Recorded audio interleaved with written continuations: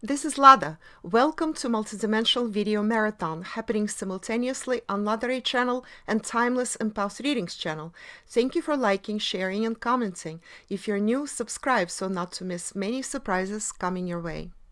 Hello, dear friends, and this episode of Multidimensional Healing and Activation program is titled For Love and Money, What Chakras Are Responsible for Your Fame and Fortune. And Oz came up with some very good questions for me, and we decided to record them along with my answers before we actually forget these brilliant insights that came to him. Go ahead, Oz. Yes, I was remarking about presidents, past, present, and future, and especially Trump and President Clinton, how they have huge sex chakras, which is the second chakra. Kennedy. And Kennedy, right. And how Czars influential. and kings of the past, they were very promiscuous. Right, and I wonder if that has anything to do with their popularity, their charisma, and also the connection with the people, because with their the fortunes in general, and by fortune we mean financial gain, of course. I mean, they're all everything. rich people. Power and success. Power in all regards, including power in regards to money. Also a lot of financiers, people on Wall Street. I worked on Wall Street, I know how that works. A lot of these Wall Street, heads and hands, let's just say, they were very sexually oriented in many regards, and they slept around and whatnot. And I mean males primarily. Women were those who were really power-hungry women. They were more for power. They just tried to advance their careers and stuff. Yes. So in regards to this, we were discussing what chakras, in fact, are responsible. And we are recording this in our garden, so if you are hearing extraneous noises, then you will know what those are about. However, I think this is such an important information to tell you about, to talk to you about, and it's also fun information. So what chakras do you think are responsible? What was your first guess? Well, I said base chakra. Yeah, For power. He said base chakra, and I reminded him that base chakra is the root chakra, is the first chakra. That's the chakra that connects you to Mother Earth. So from this perspective, yes, there is a little bit of that. And I will tell you, by the end of this episode, I will tell you my conclusion. What I will do, I will quantify, I will tell you percentages involved with each chakra I will mention here. So what we have here is first chakra. Yes, standing, having roots in the ground, having roots in Mother Earth, that's very important. But it is only important to a degree, because your connection to Earth actually stabilizes you, number one. What it also does, it gives you confidence to go after your things and understanding how to get things in 3D on Mother Earth. So all this will be helpful, of course, but it does not resolve a lot of issues, a lot of questions. So what are the questions? How charisma, or this drive, this aggressive in the negative, assertive, and very confident drive to go after what you want. This is second chakra, my friends. This is what we call sacral chakra, and I call it the sweetness of life chakra. So this is where you go after pleasure. Remember this old movie, I believe there was, For Love and Money. Okay, this is the description of your second chakra. Okay, for love and money. For the chakras, there are base chakras, which is first, second, and third, lower chakras, in other words. All this applies to all three of them, but primarily to the second chakra. Sweetness of life, that's where you get pleasure. That's where you nurture your inner child. So sexual adventures, for example, that would be your inner child. Money also is like candy. It's like sort of candy for certain people. Or collecting a lot of cars, that's like... So it's desire plays a huge role in this. Yes, desire and passion for life. Right, passion. Because passion is creative, passion, on a positive sense. Yes. So a lot of creativity, but only in the earthly sense, not in the high spiritual sense.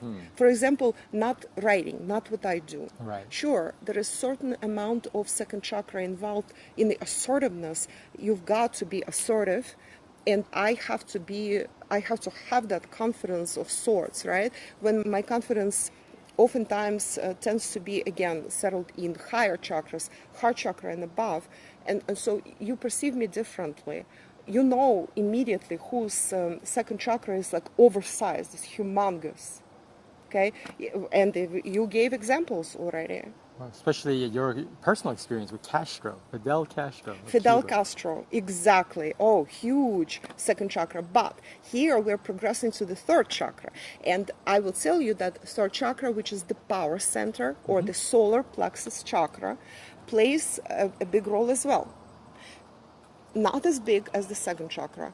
And that's your personal power. That's how you perceive, how well you sit in your personal power. In the tarot deck, there is a card called the Emperor. So the Emperor is that Sun King card, basically, the Sun Emperor. Okay? This solar plexus is associated with the sun. And sun is associated with male energy and with personal power. How well you sit in your personal power. For example, I can tell you from my perspective, my solar plexus chakra, third chakra, is pretty good. And this is what allows me to sit in my personal power and express myself. It wasn't always the case. I had to work through a lot of issues and convince myself that I had to go public with all my knowledge because I was not keen on any sort of conflict. So solar plexus chakra, which is empowered, which is what I did through a series of healing, learning, exercises, everything. What And about working on Wall Street? working on Wall Street helped a lot to develop both my second and third chakras. Because that was a very gruesome training, very grueling and very unpleasant training, life training, I should say, for me. But it taught me things, how to withstand pressure, how to work really, really, really hard day and night, how to even deal with confrontation, which me, myself, as a cosmic soul, as a part incarnated angel, for me that's like really horrible. You know, I want to run away from confrontation naturally. So this actually allows you to stand your ground. And what is responsible for this are three lower chakras: first, second, and third. But standing your ground, being your power, that is third chakra. Meanwhile, assertiveness, even aggressiveness if necessary, and confidence to go after what you want, that's second chakra. It's very egotistic chakra, incidentally, super egotistic. It's actually to go, necessary. what I want. Right. But being incarnated in this body, in this lifetime on planet Earth, you actually need a little bit of that. We all need it. Those who are completely, well, there are no Passive. people, in fact, who don't. Even monks express some kind of There- energy. Yeah, there are no such people who do not have that. But anybody, I can assure you, anybody who is famous enough, well known enough, who has something that they accomplished, that they can demonstrate. Okay, I wrote books, I did this, I don't know, whatever that is, shows if I'm an artist or actor, or I did music, or I did this, and people follow me. I'm an influencer of any sort, any type of influencer. They have well-developed second chakra, well enough developed, guaranteed, okay? At least it calibrates above 200 something. Some have oversized second chakras. So charisma also depends on that. There is charisma that comes from other chakras as well, and the charisma is shared between several chakras, including heart chakra. There is heart chakra charisma, fifth chakra charisma. All this blends together. It depends on what you do and how you express yourselves and how you approach this whole system of life, this whole tapestry of what you're creating here. Okay, but creativity starts, the base creativity, earth-based creativity in second chakra. Like, for example, feng shui, that's another thing that taught me to respect lower chakras. Feng shui being, in fact, a multidimensional discipline, but misunderstood in the West completely, and understood incorrectly today from this like very layman's perspective, improperly in the East as well. Superficially? Like superficially and usuriously, like give me, what can I get from it? But it is a multidimensional, a very spiritual practice if you practice it correctly, but the one that harmonizes lower chakras and upper chakras, planet Earth and cosmos, you and planet Earth, all that, okay, inner and outer, is supposed to harmonize. But well, of course, if it's practiced from lower energy, well, you will only get lower chakra benefit from it. And so it does belong with first and second chakra.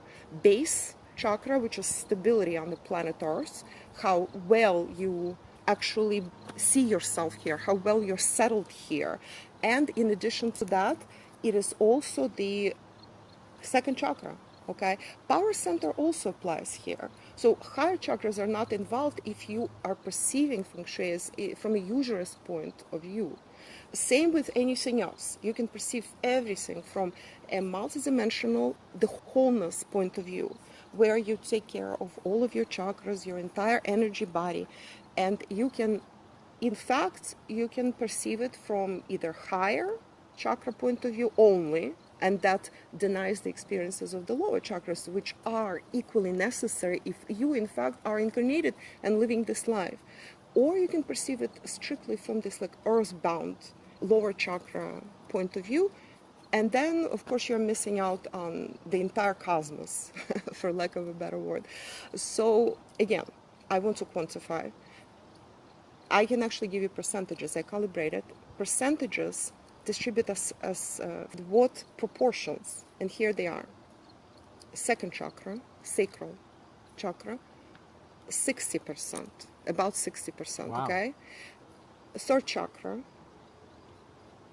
which is the solar plexus chakra, power center, 30%, and base chakra or the root chakra, Muladhara, is 10%.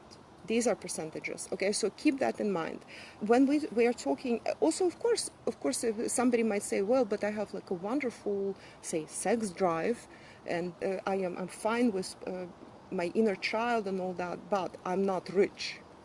How come I'm not rich? Well, that may have nothing to do with your chakras and has to do with your soul contract in this lifetime, or misunderstood soul contract. It could be karmic from past lifetimes when you are preserving that contract from some other lifetime where you, for example, vowed power to be poor, you know.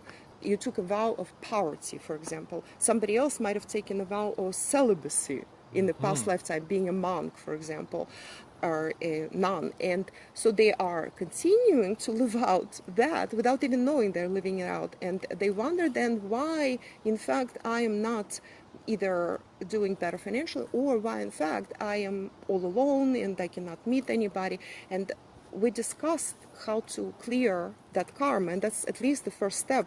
And you can always schedule a consultation. You know, those who have scheduled consultations with me will attest that I help them tremendously. And there are many issues that can be discussed throughout any consultation, including these issues. And so what happens here is that you can go back to that post with my meditation/affirmation, how to release past karma.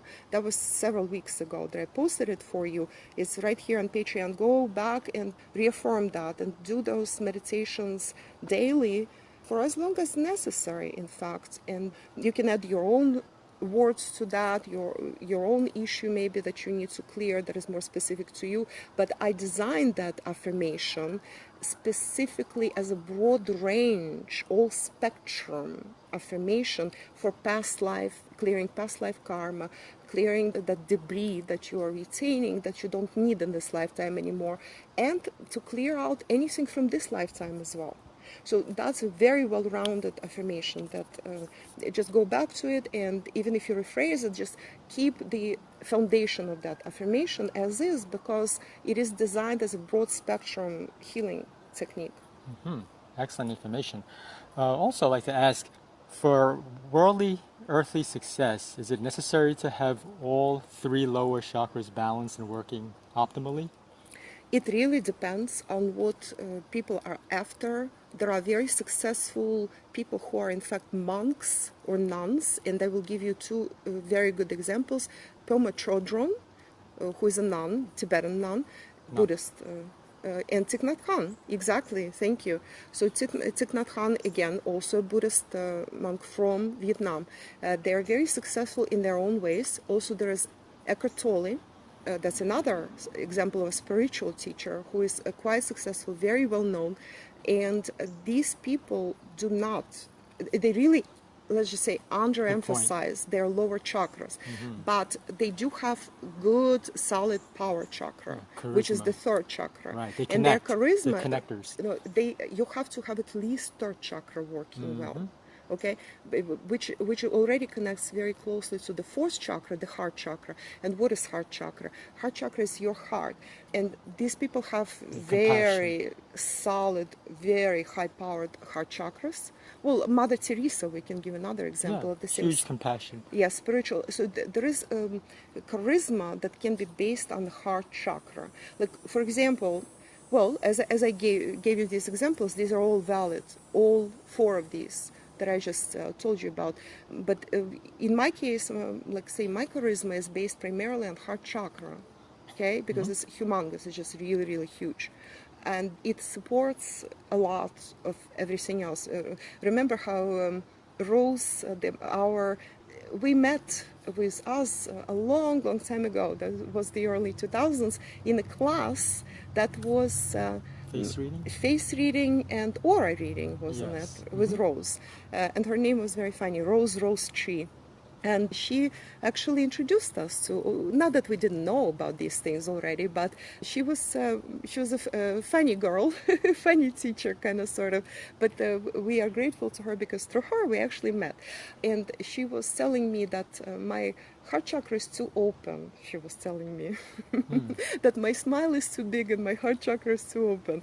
Well, it is what it is. My heart chakra is what gets my whole system going and running, but also it gets hurt a lot because of the injustices of the world and many other things, primarily injustices of the world. So I have to heal it constantly, which I know how to do, but because it's so open, I have to take care of it all the time and really, really cleanse it and purify it and heal it all the time, in fact. But I'm unwilling to close it, like Rose was suggesting. Like, she did close her chakra, and as a result, she came across as aloof and heartless. And not Remember, as we were just not as effective. Especially with connecting with your clients. Some people actually disliked her for that reason. And there were even instances. Well, I still respect her for what she is, but she chose to close down her heart chakra. She also is an empath, not as powerful of an empath as myself, but she also taught that. She was also the first person to introduce us to empathic awakening. Empathic science, let's just say. And that was the beginning of 2000s, okay? Back to the story, what happens here is that a lot of these people who are spiritual teachers, their charisma, their drive are based on their humongous heart chakras. And that's everybody who I just mentioned previously, they are in this category. But they also run a lot on their power center, their third chakra. That has to be very healthy. Very healthy. So you actually have to see that sun shining through that. If I see a sun shining through third chakra, through the power center, then I know the person has that ability to become quite well known and successful. That's a success chakra, specifically success chakra. So we rounded this up, and then now we are going to go for a moment back to Fidel Castro. And this is your prime example of charisma and drive and everything based on the third chakra, not on first or second, humongous third chakra that shot beams out of himself. Specifically third chakra, that power chakra, so much power in that man. Okay, he was not after wealth, he was not after recognition or cheap thrills, like some presidents, some kings, czars. He was on a mission, so that's charisma based on third chakra. As you see, charisma can reside in multiple chakras, and usually it's shared between chakras, but I can tell you that it starts with second chakra, then third chakra, fourth chakra charisma is very spiritual, and it can even be a fifth chakra charisma, but fifth chakra charisma alone never works unless you also have at least third chakra seriously on. Okay, so yeah, so that's how it's distributed. Any more questions? Yeah, so a lot of people were probably curious about sports stars and high-powered Hollywood actors. That is second chakra, sports, second chakra all the way, all the time, every time. As well as money and fame? Well, money and fame, as I was saying, that's second chakra. That's, remember, for love and money, second chakra will be your love, second chakra will be your money, second chakra will be a lot of this base charisma, which is physical and earth-bound, hence money, because that's earthly riches, in other words. Also, physically all sports stars, huge second chakra. That's why, in fact, they're very attractive usually. Look at, I'll give you some examples. Look at these former football stars. Again, football, and I mean soccer, not American football, of course, European football. Football stars, present and past, they all have humongous, out of this world second chakras. Women, usually they're very good looking, incidentally. That comes with the territory, and women usually drool over them. And also there are examples of former football stars transitioning very easily into careers in singing and in acting. And I'll give you Maybe two even examples. politics. Well, that's less rare, but I have, hold that thought, ask me that later, because I have one example. You will laugh at this.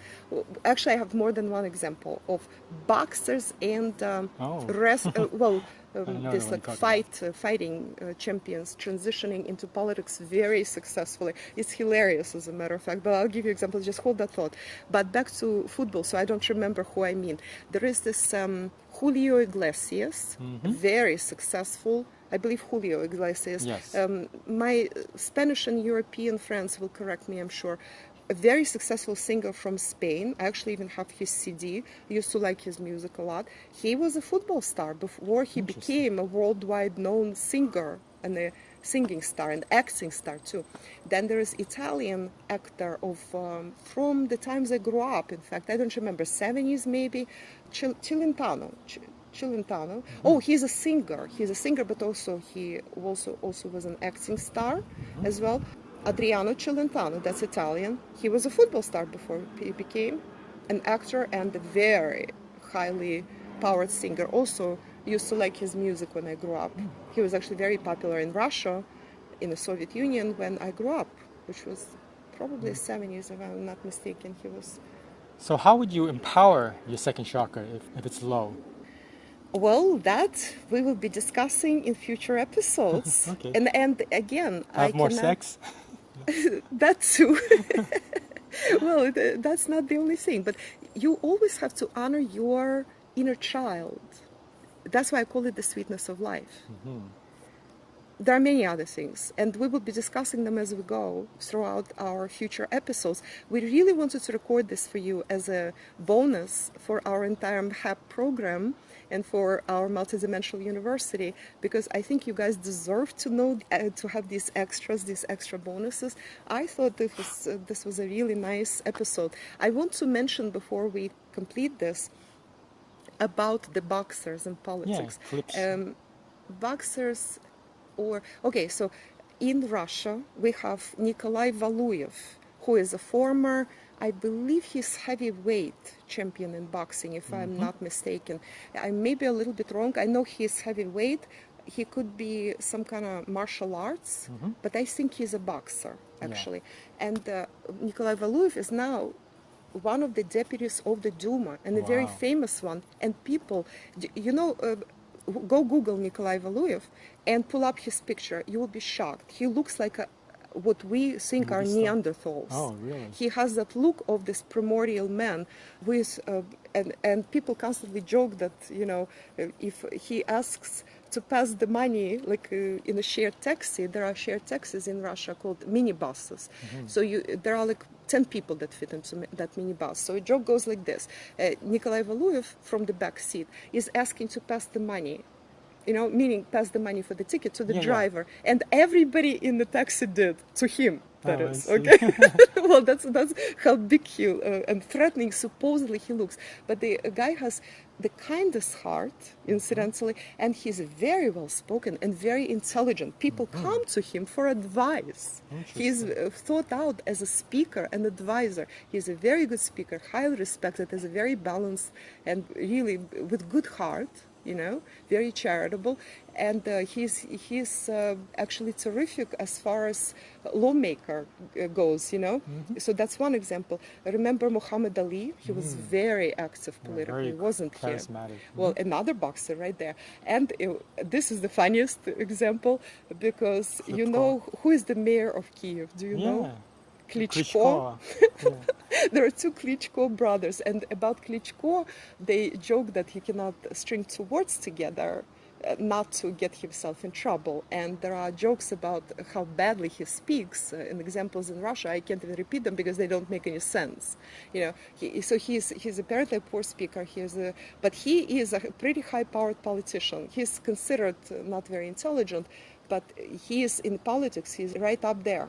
He has his own party. So that's, strangely enough, boxers and politics. That's really Go interesting. figure, right? Would they consider him the Arnold Schwarzenegger of Ukraine? Oh, Arnold Schwarzenegger, another heavy lifter, this heavy duty powerlifters. Powerlifters. Bodybuilders. Look at this. So politics, where you need a lot of second chakras. So politicians all have humongous second chakras. Okay? Sometimes it goes not as much into money as it goes into power, into politics, into acting, into singing, all that, where all this humongous charisma push from the base chakras is required, not from the heart chakra, not even from the solar plexus chakra. So it's all this is an aspect of creative energy, expressing out. Absolutely, but I'm stressing again and again, not spiritual energy, right. Not spiritually creative energy. Okay, so say but a writer, earthly, or very earthly, and there's nothing wrong with that. We need all these layers of population. I just need you to understand for yourself, what do you want from life? Obviously, if you are not born like this, you're never going to be like this. Well, all of my followers are a lot more spiritual, so all of your higher chakras are much more developed. Well, you could have base chakras, meaning first, second, and third, your lower chakras, developed well, okay? But your upper chakras would usually be more developed than that, or at least you're striving to develop them better. And we want a balance. You can't be more than you are. Like, for example, if you are not born for your base chakra or for your second chakra to calibrate above 200 or 280, it never will. I mean, if you pay all attention to those base chakras, then you neglect your higher chakras. So everything has to be, okay, somebody started mowing. I just want to finish this episode, so let's go this way. Apologies. So we had to pause the recording for a second because somebody started mowing. And we are going to reiterate, and hopefully my train of thoughts continues without interruption here. We're inside right now. And what I wanted to say is that you have to have a balance, and you also have to honor all aspects of your existence on planet Earth, but at the very same time, do not overdo something. If you are overstressing one chakra over another, you have to have a balance. Develop and heal all of them sequentially, and basically accept the truth. If you're not supposed to be a billionaire or even a millionaire in this life, so be it, because you probably came in for something else, and you probably know this very well. Well, it really depends, okay? Also, there are different stages in your life in which one stage is for this, another stage is to develop something else, and third stage to develop something else, okay? And you will know what is right for you. Just get into that zone in which you feel, aha, this is me. Now I'm whole. Now I'm complete. So this is my advice. So yes, that's a very good point, because I see some people, they have neuroses, they develop neuroses or addictions, like say sexual addiction or addiction to money or power, because their chakras are not balanced, and they want to so push in that direction where they naturally are not supposed to. Yes, they're basically sacrificing their soul. They are shattering their wholeness in favor of something that is elusive, that may or may not come. But usually it comes back to haunt you really big time when you're pushing for something that is not yours. And you might even attain it because you wished for it so hard. But if it's not yours, if it's not for you, if it's not exactly what your soul intended, in fact, you are damaging your soul. Instead of developing, you're going down in development, basically. And it's you should know what is right for you and what is not. You might be living out your old karma, which you should release, in fact. There are examples of that, plenty of examples. The price is always paid, and the karma is expedited right now. And so those who live contrary to their mission here on Earth, those who disregard that, disrespect their soul contract, their mission, they would usually get that karma that just comes chasing them, sometimes very, very soon, very quickly, and sometimes not very quickly.